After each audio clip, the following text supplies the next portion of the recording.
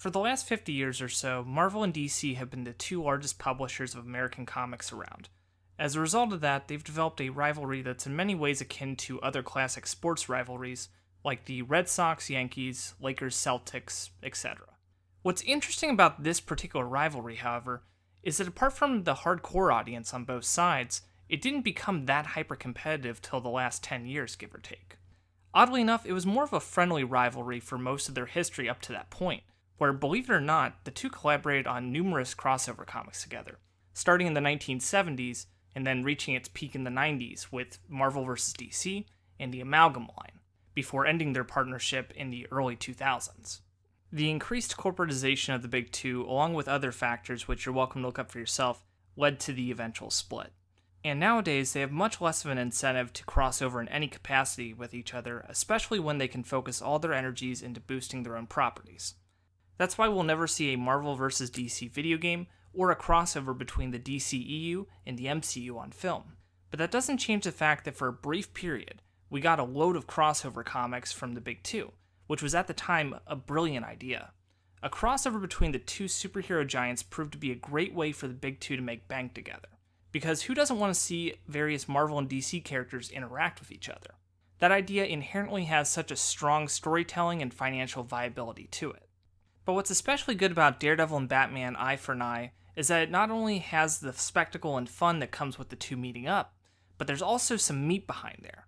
There's a couple of elements within this 48-page story that'll resonate with you more than simply, it was fun seeing Daredevil and Batman fight. There's a bit more going on here than that, maybe not a ton, but enough to where you can have fond memories of it thanks to some spectacular characterizations and some strong as hell artwork. To give the plot a quick rundown, Daredevil and Batman are each following separate cases. Batman is following Two-Face's trail after stealing a neurochip from Wayne Enterprises, and Daredevil is tracking down Mr. Hyde for committing a series of grisly murders.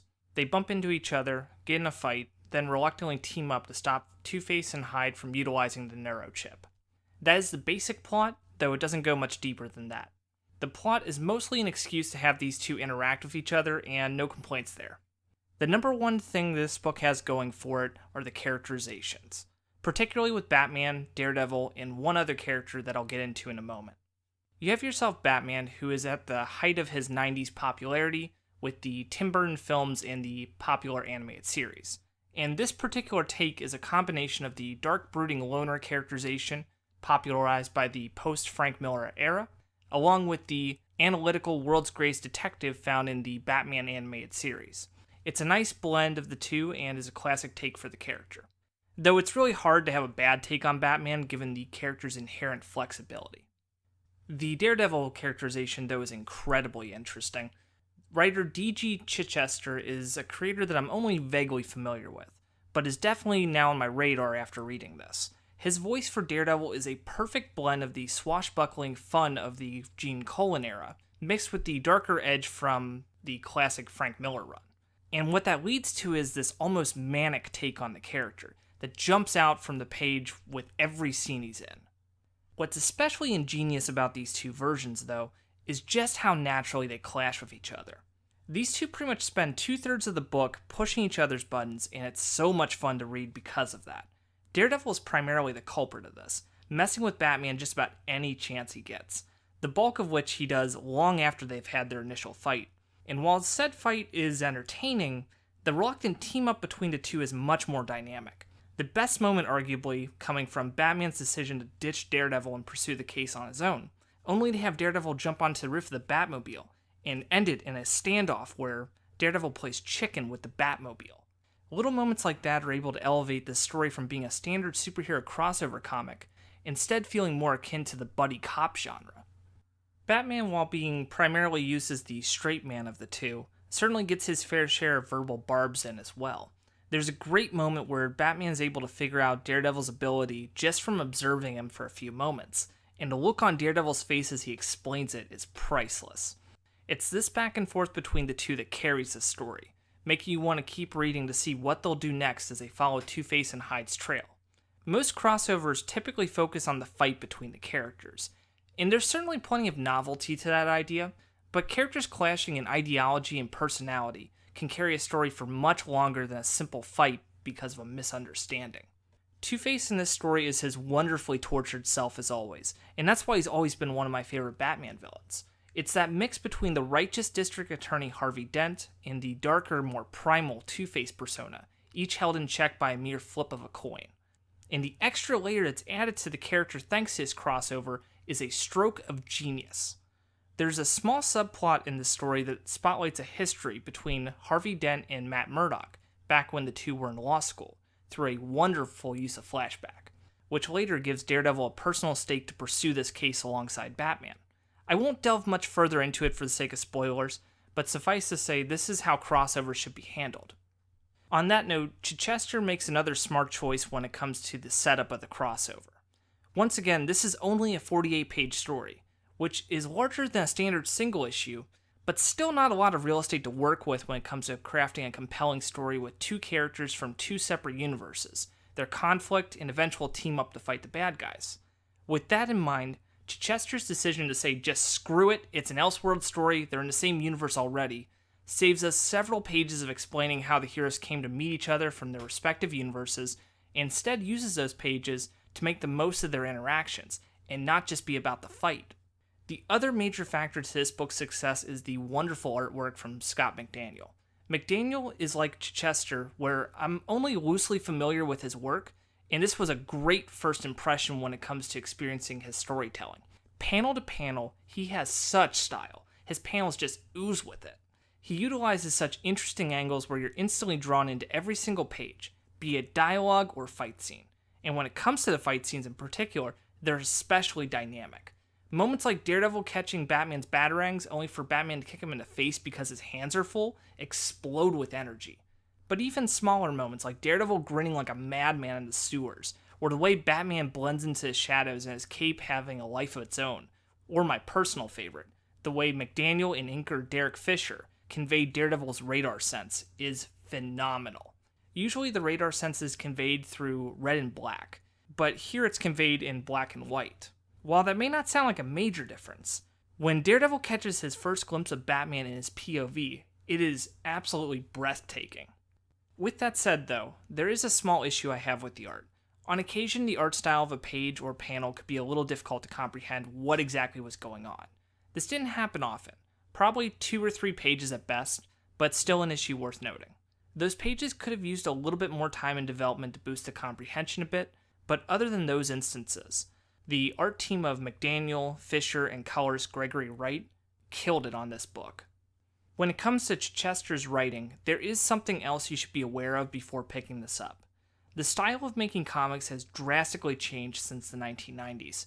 Be it from the printing process, writing, illustrating, you name it, it's evolved in one way or another. The writing style of the 1990s specifically emphasized the use of captions, typically in third-person narration, giving you extra details of a background, character's appearance, or the action in a particular panel. This style was originally utilized in the medium's infancy as a way to add clarity to the actions happening in each panel, but later evolved as a way of controlling the pace of a comic and giving us extra information that would be difficult to convey with the art and dialogue alone. Chichester is very much a writer of that era. Some pages are crowded with caption boxes, making the comic feel much busier and daunting for some readers than they would prefer their comics to be. However, if given the chance, this storytelling method is incredibly effective at placing you right into the setting with the characters and adding an extra sense of weight to the proceedings. Some lines arguably could have been cut, but on the whole, the story benefits much more from the captions and would not have been the same without them. When it comes to the villains team-up plot, it's incredibly dated, like a lot of villain plots from 90s superhero stories. The reason for that is due to the drastic advances in computer technology from that era, be it internet, microchips, and so on. Creators understandably weren't fully aware at the time where all this tech was going, so they used their imagination and ran with it. That's not inherently a bad thing, but is pretty amusing when read from a modern perspective. The neurochip Two-Face and Hyde steal from Wayne Enterprises here is definitely one of those cases. It's explained early on in pretty vague terms, and I won't go too much into the science for the sake of spoilers, but you'll realize how out there this is once you start reading. There really isn't even much of an endgame to Two-Face and Hyde stealing it either. They seem to steal it because it's a neurochip. It doesn't make much sense at all, but for the sake of the crossover, you can still run with it and have a good time. Regarding Mr. Hyde specifically, He's here to be the brute for the story and to set up Daredevil running into Batman in the beginning. That's about it. He's still entertaining thanks to his banter with Two-Face and having a dynamic final fight with Daredevil and Batman. The thing, though, is that Two-Face has just much more interesting stuff going on with this story, and Hyde, once again, is just there. The paper quality here is excellent, even though this comic is 20 years old.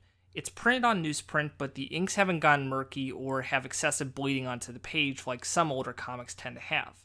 This is likely due to the advancements made in the printing process during that era, where comics were built to look better on the page as well as last longer.